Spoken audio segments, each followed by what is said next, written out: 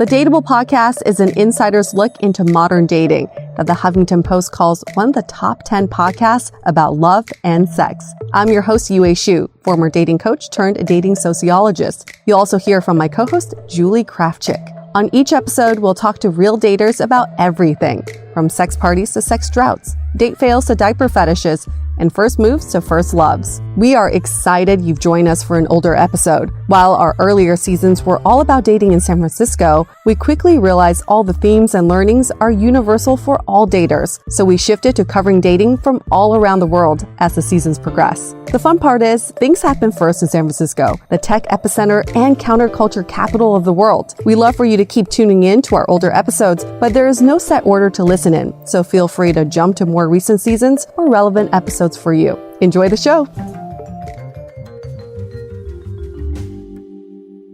I was so excited to get my shipment from Last Bottle Wines in the mail the other day, full of incredible red wines, all from Napa Valley. I love wine tasting, so having this to my door couldn't be happier. Also, couldn't be more excited that today's episode is brought to you by Last Bottle Wines. If you don't know already, they're a Napa-based online wine shop with a twist. They offer just one handpicked wine per day until it sells out, and they're always at incredible prices. We're talking 30 to 70% off retail. And the best part is that there's no subscriptions, no fees, and no minimum purchase. And I could not be more excited to bring this offer right now because they're having a marathon sale, which is coming up March 28th and 29th. Even better, we're offering Dateable listeners 10% off your first order with code DATEABLE. So if you are a wine lover like me, this is a great time to join. And did I mention that shipping is 100% free? So what are you waiting for? Mark your calendar for March 28th and 29th, or get on it earlier if you want. You can sign up at lastbottlewines.com and use code DATEABLE and find out why Last Bottle is the most fun way to discover and buy amazing wine. This episode is made possible by Badlands Pets. As you all know, Mojo, my precious baby, is the reason why I found love in the first place. He made me feel love again. So I would do anything to ensure his health and longevity. And actress Katherine Heigl and I have that in common. She's helped save over 16,000 dogs through her foundation. And after doing a ton of research, she feels there's one place we can look to improve any dog's health, and that's their food. So fortunately, she found that just by adding a few special superfoods to her dog's food, she saw huge transformations in their health. So she's made a 20-minute video explaining step by step how anyone can do the same thing to see incredible changes in their dog's health. I've definitely re-looked at what I'm feeding Mojo and making sure that, hey, he only has one life to live, and I want to make sure it's the best damn life. So if you want to keep your dog healthy and happy, go to badlandsfood.com/dateable and watch Catherine's video right now. Again, that's badlandsfood.com/dateable. The Dateable podcast is hosted by me. I'm Yue, a former dating coach in New York turned active dater in San Francisco. On each episode, you'll hear commentary by my co-host, Michael Vargas, a fellow dating coach with a clinical psychology background, my producer, Julie Krafchick, and other surprise co-hosts. Stay tuned until the end of the episode for a fun dating fact presented by our partner Lively, a new dating app that uses videos to tell your story. By the way, we started a t-shirt line, and we're pretty sure these t-shirts would make killer presents for the holidays. So check it out on our website at dateablepodcast.com. Hey everyone, welcome to another episode of Dateable, a show that opens up a candid conversation about dating in San Francisco. On each episode, we dissect a dating story, and today I believe we have Connie. We do. That's me. Tell us your dating story. I have so many dating stories. I've been in San Francisco for 3.5 years and single for the vast majority of it.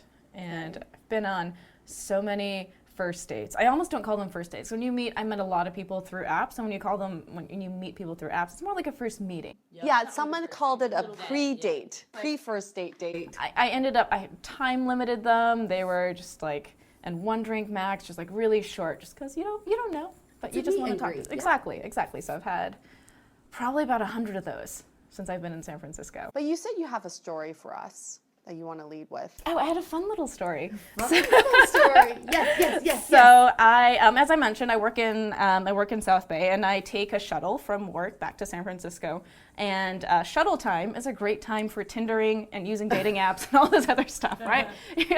You have your phone, you can't really do too much other stuff. You know, get some of this stuff. No wonder I get so many matches at like 8 a.m. Yeah, 8 a.m., 6 p.m., probably prime time for this stuff. So I'm on the shuttle, and then I message one of my matches. And one of my favorite chat opening statements is something about, hey, right now I am sitting on a bumpy bus. I am riding my way to San Francisco. I just say what I'm doing now, then I end with, what are you up to? Because it's easy. It just gives them a sense of like what your day-to-day is like, and just like it's an easy question to respond to. Yeah. The other guy responded. But you copy and paste because you're on the bus the whole time.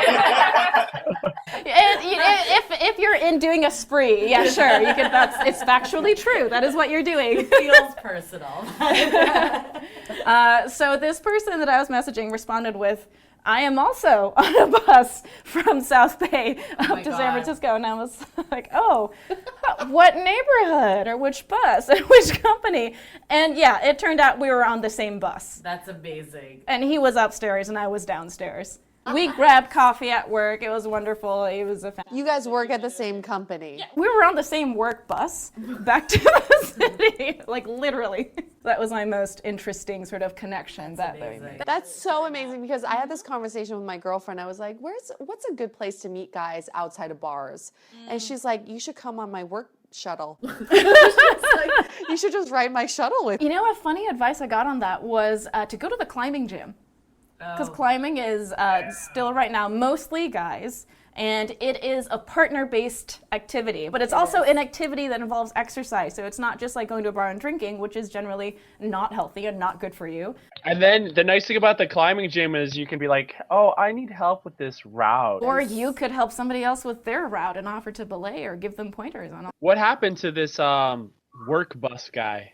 Yeah. Oh, he was super nice. I met up with him at work because it's convenient. Again, I believe in optimization, so wherever you're at and is convenient for both of you, sure, meet up, have coffee. It was fun. There was no like chemistry spark there, but it was a nice conversation, and we're still friends. So, what are you looking for? One of my favorite responses was someone to make apps and babies with.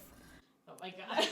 That is so San Francisco. I wish I could quote that, ink that, put it on a poster, and sell it on a t-shirt. You better believe that's the title of this episode. Yes. So who is this person? I'm attracted to people who are pretty analytical. I like a lot of engineers. That was like, oh, San Francisco. That seems so convenient. This like fits in with most people who live here. Yes. Great.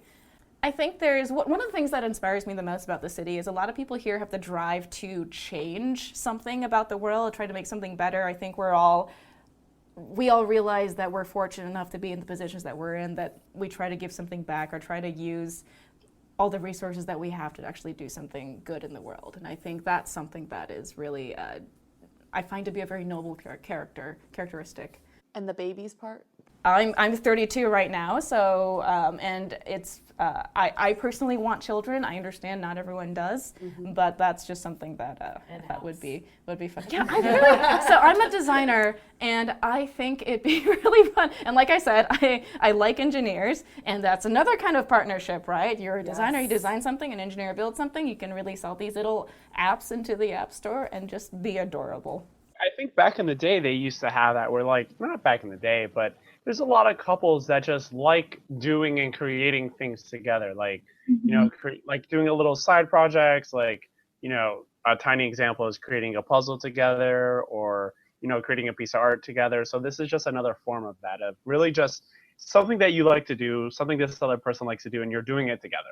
I think it's lovely. I mean, when I go on dates, I'm always like playing with business ideas with the person I'm going on a date with. I'm like, what can we build together? What can we do together? But I've noticed a lot of men in the city don't like that. See, I don't know if that's a perfect combination because it only because of like our life has so many boundaries. Like there's so many things that we want to have. It kind of allows us to just separate and appreciate things in different ways. And when it's all merged into one, I don't know. I think it just makes it a little bit harder. I think I guess ultimately different people want different things. I think some people want that kind of like partnership. I think the idea that you mentioned earlier about side projects, you want to create things together. You want to create something that would be more than what you would have been able to do individually. I think that's ultimately what makes it work and what makes it better. And that's why you want to also have a baby. You're 32. Obviously, you know your biological clock is ticking. I'm 35. I feel it ticking. I've had 6 friends now in the past 2 years who've frozen their eggs. Yeah. Even some who are in relationships. So your thoughts on that? Absolutely. So I personally have frozen my eggs. I've actually done 2 rounds, but one last December and one in February. What do you mean 2 rounds? You can do it again. 2 sets. Shut up. You could just keep harvesting your eggs? You can.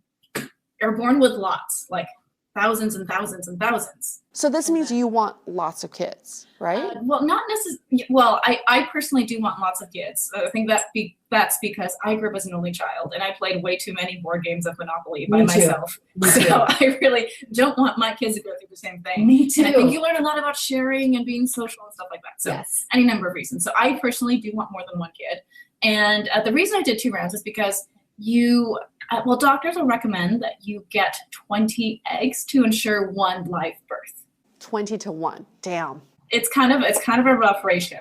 So it's really, it's not saying you have to have 20 because the chance again rests within each individual egg. You could freeze 3 and still have one of those turn into a live birth, but the chances are just much lower. Gotcha. So that's the number. So when I froze my eggs for the first time in December, I got, I think 12 total. So that's not 20. Okay. And so, I was trying to understand, all right, well, if I think I want to do it again, I should do it while I'm young. Well, the younger you are, the more likely you are to produce more eggs and be able to freeze more at once.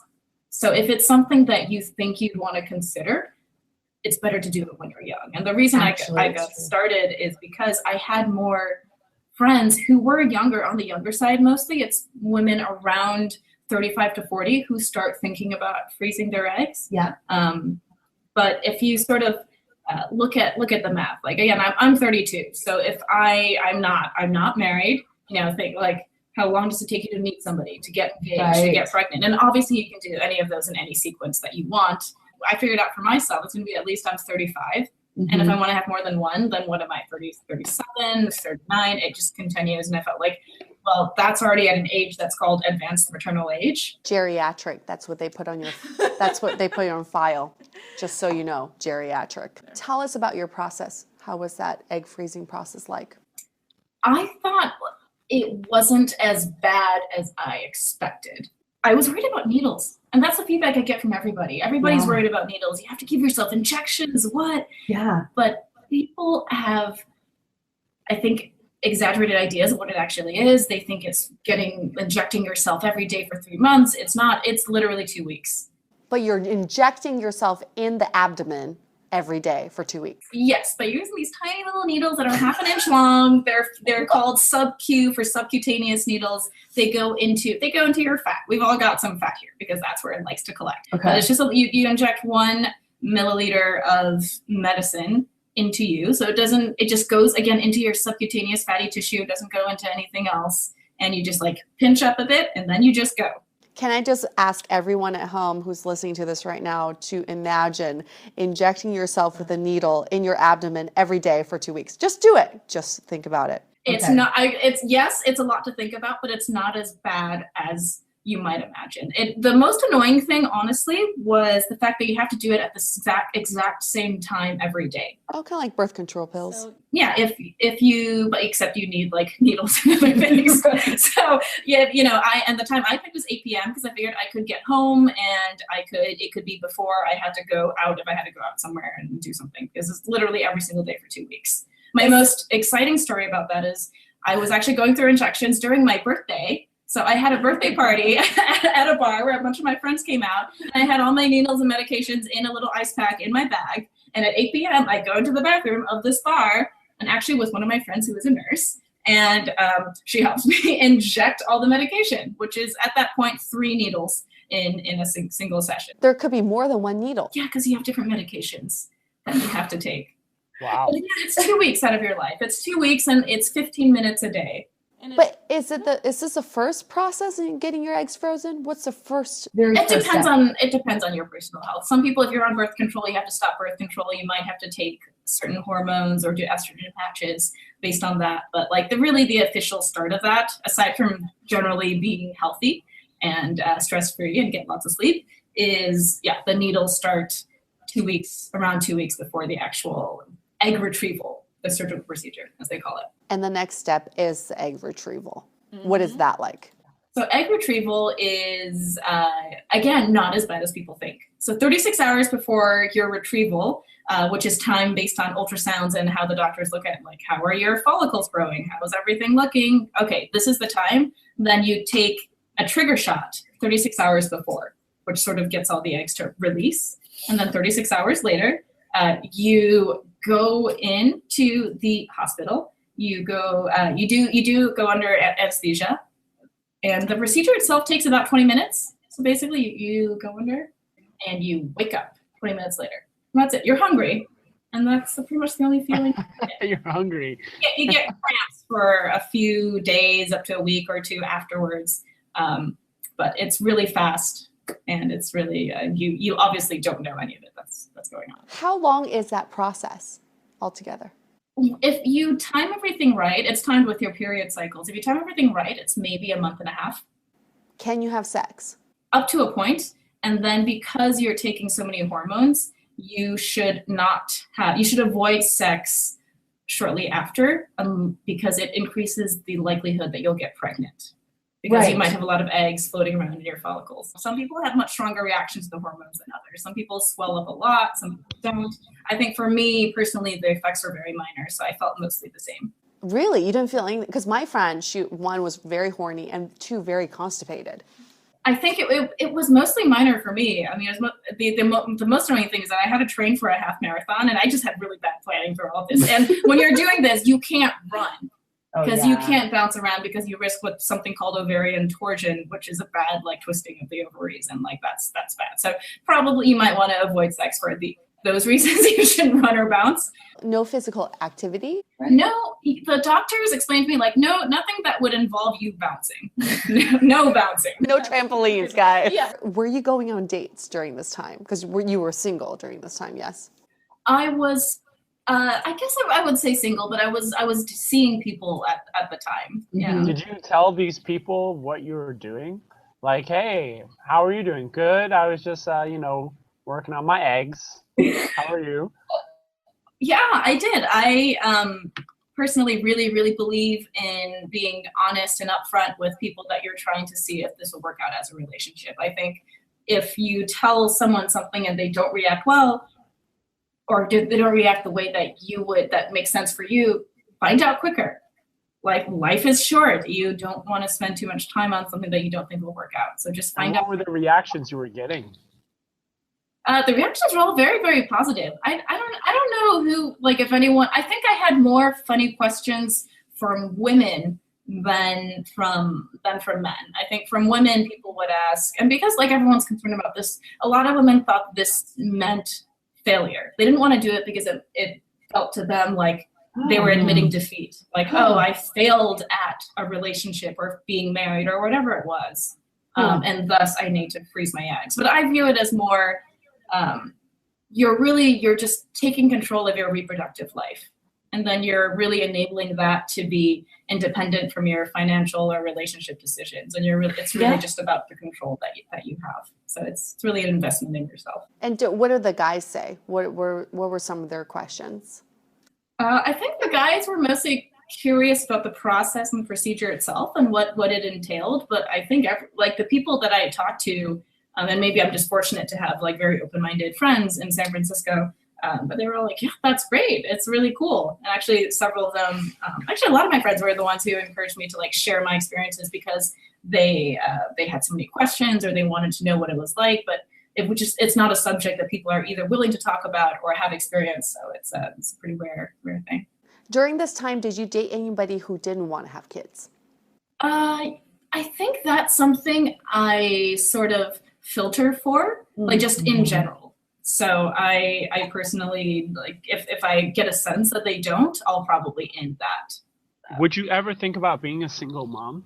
Yeah, I think it's having a child is certainly one of the greatest challenges in life, and it would be nice to have a partner through that. But if that doesn't work out for some reason, sure, I would absolutely consider it. Michael, how would you feel about dating a girl, let's say on a first or second date, she tells you that she's going through the egg freezing process? I'd be just curious as to why she's doing it.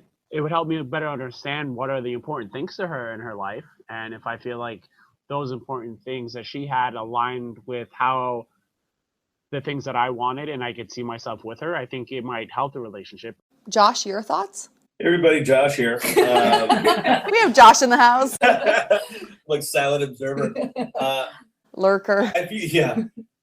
Michael, maybe you feel this way too, but I feel like it may depressurize the situation, right? When you're dating someone who's getting up close to that age, sometimes a guy can feel the pressure too, especially if he knows the girl wants to have kids. Yeah. You think to yourself, oh, hey, shoot, well then I don't want to waste her time, and therefore I need to figure it out sooner, so I'm being respectful of her time. But knowing that that's an alternative and that's done, then you can actually maybe depressurize it and take the time to figure it out rather than maybe feel a little rushed about it. That's something I felt a lot afterwards too. I felt like there's a sense of like relief because oh, at least I have this taken care of. You know, it's not to say it's a 100% guarantee that anything will happen, but it's something. But it's never 100% guarantee that you'll have absolutely kids. Yeah, absolutely.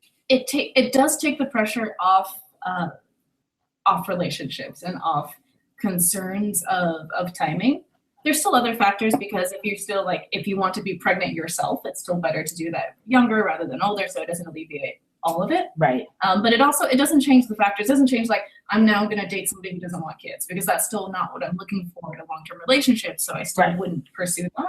I think I'm still looking for the same type of person. Yep. It's just sort of some personal pressure and personal time pressure that has been a little bit relieved. Well, I think time pressure is a big thing. Yeah. And also, can I just point this out? Because I have doctor friends who've pointed this out to me. As much as eggs can get bad, sperm can get bad as well.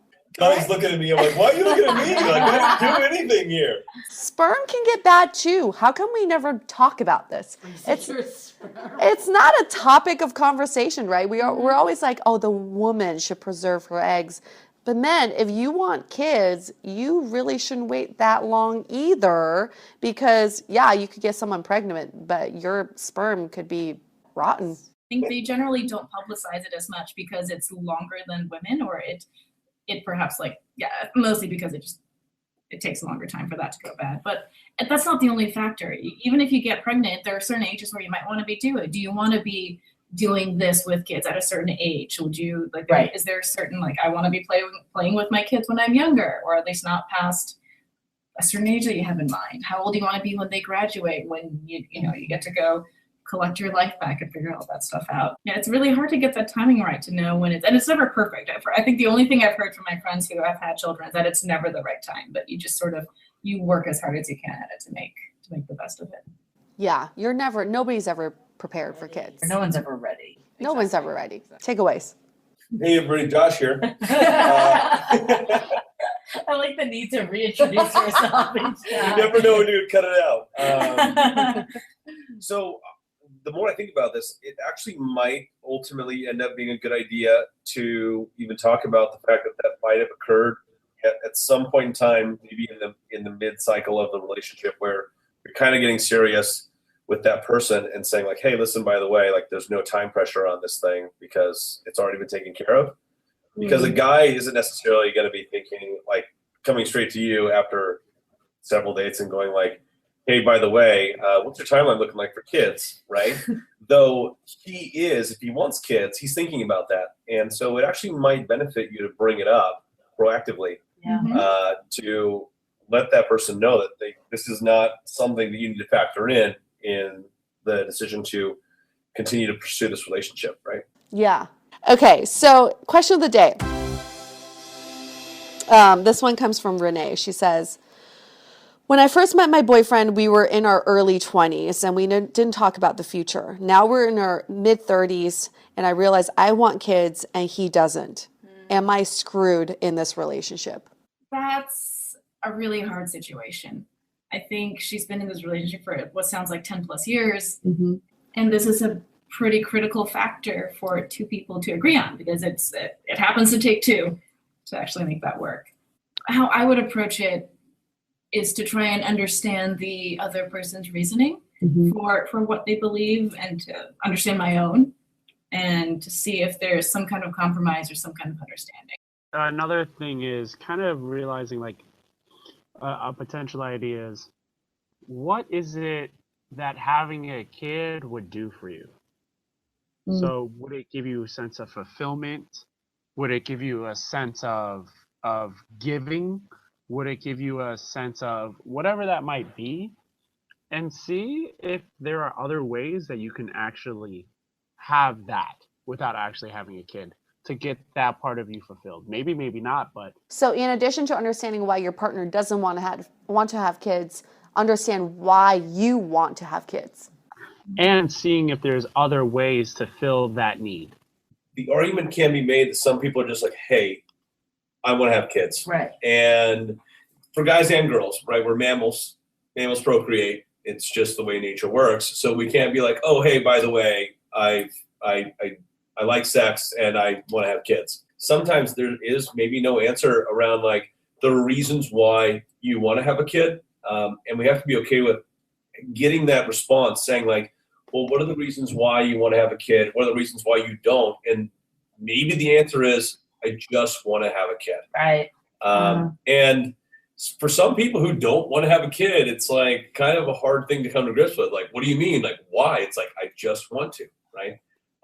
So understanding that the argument can be made there is also important. And like Connie said, it's all about communication. So if you're able to communicate with one another, it's extremely important. For our listeners' question, it's like 15, maybe 12 to 15 years that these people were together. Yeah. Something very strange has been happening to me is that I used to think that you could decide on whether you want to have a kid or not without having a partner in mind, right? And you decide that individually. Mm-hmm. But the more I date now that I'm in my mid-30s, sometimes I date people, I'm like, you're awesome, but I wouldn't want to have kids with you. And then I would date someone else and be like, you're awesome, and I do want to have kids with you. So I kind of feel like sometimes your decision to want to have kids or not depends on the partner you're with. And it's not good or bad. It just depends on how you feel about whether you want to have a kid with them or not. For some people, For I some agree. people. I'm in that camp with you, but clearly you really want to have children. Right. And So I don't think it's always, I think some people innately just want to have kids. Yes. And that's what, Josh was saying too. Innately, do you just want kids, or could that be something that's dependent on your partner? So in your situation, Renee, I would say really reflect and be introspective about, one, why do you want to have kids? Why your partner doesn't want to have kids? And would you want to try to change his decision? I mean, is it even worth it? Or are you willing to change your own decision? Right. Before we go, Connie, if you could have an app with someone, what kind of app would it be? I think it would be pretty fun to make an app about meeting new friends. Not necessarily dating. People could use it for dating, but something about building connections with people. I like that. Thank you, Connie, for being here. If you have any interesting or just a dating story that you want to tell us, be on our show. Let us know. We can keep you anonymous. We can change your name. We can change your voice, all that good stuff. Thanks, Josh. Hey, Josh here. Hey, Josh here. Thank you. Thanks, Josh, for being in the audience. On the count of three, we say stay dateable. 1, 2, 3. Stay dateable. Here's a dating fact brought to you by Lively, a new video dating app. And we have Kat from Lively here. Kat, what do you have for us today? Well, this is an interesting fact about men, because usually when I think of men dating, I think that they tend to keep it casual in the beginning. Mm-hmm. But actually, we found that 44% of men start evaluating their date's parenting skills on or before the first date. Shit. A lot of men are actually thinking about, would you make a good parent right when they meet you? Oh, that's fascinating. That's definitely something I wouldn't think about on a first date at all. Or how I'm projecting myself to be, right? Yeah. What about like men and their views on single mothers? Yeah, so this is another interesting fact that we found. Men are only 7% less likely to message a woman who has a child. For single parents out there who are hesitant to put that in their profile, Yeah, it's not a big deal. it's not a big deal. You should really disclose it. Cool. Thanks, Kat, and thanks, Lively, for that dating fact. Videos tell your story better. Download the Lively dating app today at golively.app.com. To connect with us, visit dateablepodcast.com. You can also find us on Facebook, Twitter, and Instagram, all under Dateable Podcast.